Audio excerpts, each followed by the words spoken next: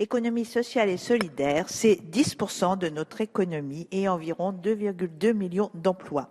Cependant, c'est la première fois que l'ESS est inscrite dans un projet de loi débattu au Parlement. La méthode retenue pour l'élaborer permet de dire que la très grande majorité des acteurs reconnaît la qualité du texte. Les écologistes s'investissent depuis longtemps dans l'ESS, dans des associations, des scopes, etc., dans l'organisation de celles-ci, au niveau des conseils régionaux, par exemple. Je rappelle que Guy Asquette, secrétaire d'État écologiste, avait préparé un projet de loi sur l'ESS au début des années 2000. Les écologistes sont convaincus que l'ESS est un moyen de mettre en œuvre une société plus juste, plus solidaire et démocratique, plus innovante et plus stable à la fois. C'est aussi un secteur extrêmement dynamique, notamment en termes d'emploi. C'est un acteur du développement économique à part entière. Dans les articles 1 et 2, le choix fait d'une définition inclusive vise à intégrer dans l'ESS un champ large d'activités et de modes de fonctionnement, ce qui n'empêche pas de rester exigeant sur le fond en fixant des limites précises. Ainsi relèvent de l'ESS les acteurs historiques, associations, coopératives, mutuelles, fondations, mais aussi les entreprises sociales qui auront choisi d'en appliquer les principes fondateurs.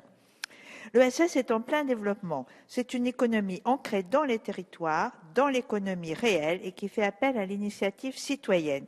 Elle propose des emplois souvent non délocalisables, dont l'objectif premier n'est pas le profit, mais celui de répondre aux besoins fondamentaux des citoyens, avec une gouvernance démocratique et une gestion spécifique qui privilégie l'investissement et la préservation de l'avenir.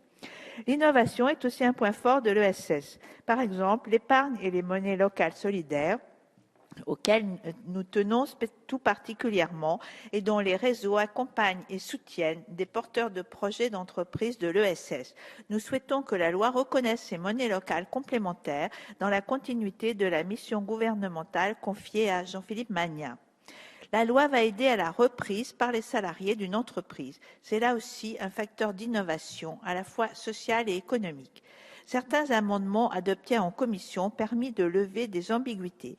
Je pense par exemple à la possibilité pour les collectivités locales de mettre en place des pôles territoriaux de coopération économique, PTCE, qui répondent concrètement aux nécessités de développement économique et aux enjeux d'avenir.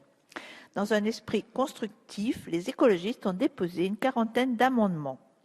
Les articles 1er et 2 définissent le périmètre de l'économie sociale et solidaire ainsi que celui de l'utilité sociale. La référence au développement durable est importante, mais pas suffisamment volontariste dans la mesure où c'est une notion juridiquement floue. Pour la préciser, nous souhaiterions la compléter par celle de bien commun et que cela suffise pour que l'entreprise soit reconnue d'utilité sociale. Nous saluons le renforcement des chambres régionales de l'économie sociale et solidaire, les CRES, à l'article 4, mais il n'est pas fait mention d'autres structures locales de l'ESS, notamment des agences régionales de l'ESS qui fonctionnent bien là où elles existent. Nous le regrettons. Nous regrettons qu'elles ne figurent pas dans la loi, non pas qu'elles fonctionnent bien. Concernant les marchés publics, nous approuvons le contenu de l'article 9 sur la promotion des achats publics socialement responsables. Il serait indispensable de mentionner que ces achats doivent également être environnementalement responsables. Quant au financement, ce qui est très important, Madame la Ministre, vous venez de confirmer et de préciser l'engagement de BPI France. Je vous en remercie. Nous avons déposé d'autres amendements portant sur la nécessité de favoriser l'investissement citoyen dans les énergies nouvelles et renouvelables, la reconnaissance des projets alimentaires territoriaux comme pôles territoriaux de coopération économique, la création de coopératives d'utilisation de matériel, CUM, sur le modèle des CUMA, la prise en compte des indicateurs alternatifs dans le suivi statistique de l'ESS, la réduction de l'impact environnemental dans les process de production comme facteur d'innovation sociale, la réintroduction de stratégies régionales de l'ESS dans les missions des régions, ainsi que la possibilité d'appel à initiative pour co-construire des projets. Le droit préférentiel de reprise par les salariés à offre égale de leur entreprise. L'élargissement de la définition du commerce équitable. Pour conclure, il est temps qu'à côté des secteurs publics et privés classiques, la loi reconnaisse le secteur de l'économie sociale et solidaire.